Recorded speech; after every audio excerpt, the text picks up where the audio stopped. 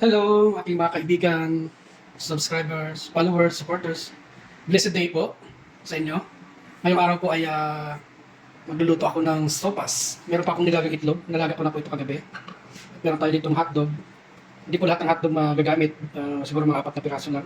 Ang ating red onion, garlic, bell pepper, ang ating carrots, at ang ating macaroni. At meron pa tayo ditong gatas.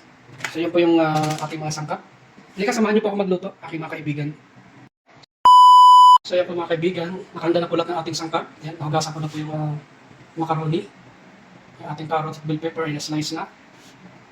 Ang bawang sibuyas, ang ating hotdog. Ang itlog ay nabalatan na rin. At nandito na rin po yung ating pamintang durog. Ayan po. At ito naman yung ating panggigisa, yung butter. So let's start cooking. Ginit na po tayo yung butter. Lulutuin ko muna natin yung ating hotdog bago po tayo mag-isa. Yung bawang at sibuyas. So po, inuna po muna natin yung ating hotdog para medyo crispy ang ating hotdog. Kaya po muna natin siya ng mga 2 to 3 minutes.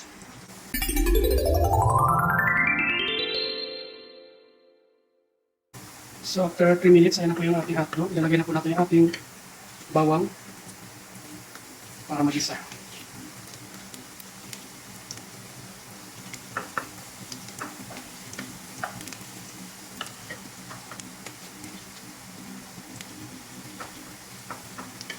Susunod na po natin ating sibuyas.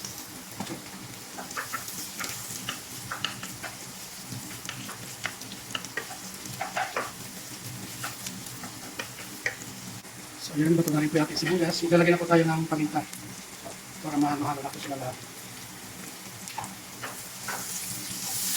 Kaya na po ako magluto ng sopas kapag ang aking sahog ay hotdog at itlog. Pritong-prito na po yung ating hotdog. Crunchy-crunchy yan. So yun, nilalagay na rin po natin yung ating macaroni. Ating po bibigisa. Ang bango. Dito, ano itong butter natin, unsalted po ito. Ito ang bango. Kaya po muna natin mag-isa ng gusto yung ating macaroni. So yun, mag-isa na po ng gusto ang macaroni. Ilalagay na po natin siya ng sabaw. Para umalsa na po yung ating macaroni ito pang maluto. Yan. 1 litrong sabaw po yan, mga kaibigan. So yun, yung sabawan na po, tatakpan po muna natin para maluto totally yung ating macaroni. Nga po pala mga kaibigan, ang pangpalasa ko po ay ginisa mix. Hindi po kasi ako naglalagay ng asin. Kaya sa mga mixture na ako kumuha ng pampalasa. So after ilang minuto, check po natin. Ayan. Luto na po yung ating macaroni. Ayan po. Umalsa na po siya. Lalagay na po natin yung ating mga gulay. Carrots and bell pepper.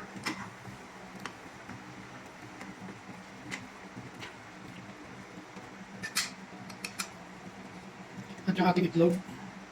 Ayan po. Pambaon ko po ito bukas sa aking trabaho. Siyempre, titimpla na po natin siya ng ating pampalasa. Inubos ko na po yung ano kasi wala namang ayan.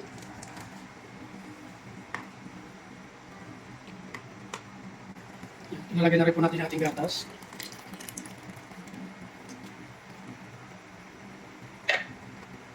Hayaan po natin kumulo.